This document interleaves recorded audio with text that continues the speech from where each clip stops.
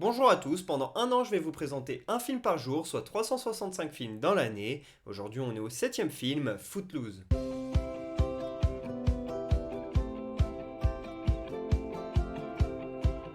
Footloose est un film sorti en 1984, réalisé par Herbert Ross. Je ne parle pas ici du remake de 2011 que je n'ai pas vu, mais bien du film de 84 avec Kevin Bacon et Laurie Singer.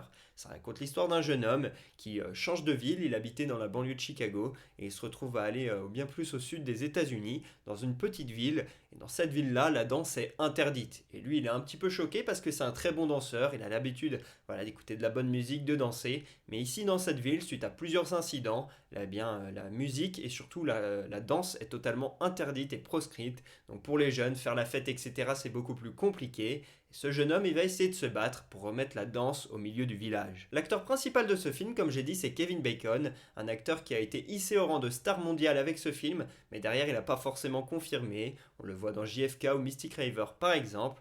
On a également John Lithgow au casting, un acteur que j'ai beaucoup aimé dans la série Dexter.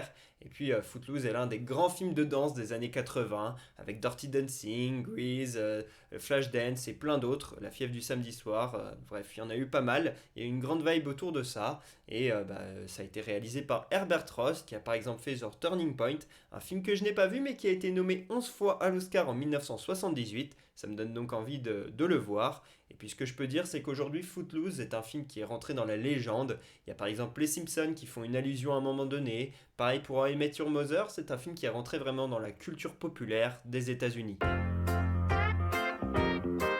Si je vous parle de ce film aujourd'hui, c'est parce que l'on fête les 76 ans de Kenny Loggins, celui qui interprète la chanson Footloose et qui a fait la BO de ce film. D'ailleurs, la BO, elle s'est vendue à 9 millions d'exemplaires, c'est un des plus grands succès du cinéma. La chanson Footloose, elle est hyper célèbre, encore aujourd'hui on peut l'entendre à droite et à gauche. Et Kenny Loggins, il est très populaire, il a notamment fait une chanson pour Top Gun, et il a travaillé sur différents projets, il a une belle carrière solo, mais c'est surtout Footloose qui va lui donner la reconnaissance internationale et le starifier. Mais cette année-là, il ne gagne ni le Golden Globe ni l'Oscar, notamment parce qu'il y a Ghostbusters qui est nommé, mais surtout parce que c'est La Fille en Rouge de Stevie Wonder qui va gagner.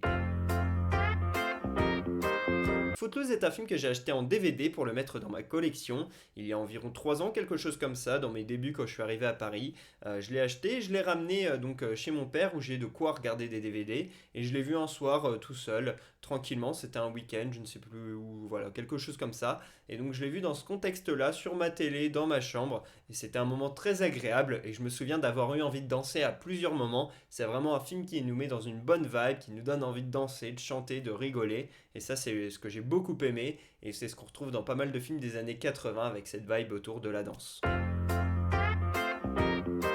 Je mets un 17 sur 20 à Footloose parce qu'il a une importance culturelle énorme. Si je ne mets pas plus, c'est parce qu'au niveau du scénario, on voit les choses venir, que c'est pas non plus énormissime. Par contre, il y a de bonnes scènes de danse. Kevin Bacon, il est plutôt cool. Il y a un côté un peu Marty McFly, je trouve, avec son personnage, le jeune homme, le jeune ado un peu badass là, du fin de lycée, le jeune qu'on a tous envie d'être presque, qui est hyper stylé. Et il y a ces histoires de bande également, avec la bande rivale, avec une fille bien sûr dans le lot. Bref, il y a tous les codes de la bonne comédie des années 80 et du succès des films de danse. Donc je mets 17 sur 20 mais je ne mets pas plus parce que je trouve aussi que dans le domaine il y a peut-être mieux.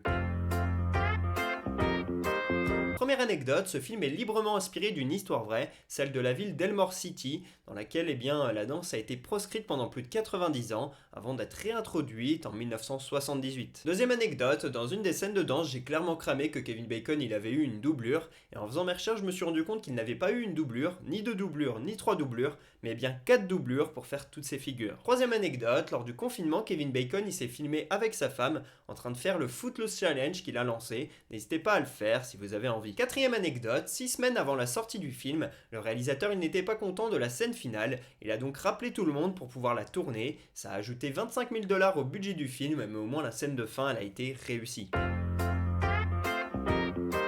Voilà pour ce 7ème épisode d'Un jour un film, j'espère que j'aurai donné envie de regarder Footloose. Pour ma part, je vous dis à demain pour parler du 8ème film de l'année. Et pour que vous sachiez de quel film on va parler, un petit indice qui est une charade. Mon premier va avec lui, mon deuxième est un mauvais penchant. Mon tout est le film de demain. Dites-moi en commentaire de quel film on va parler.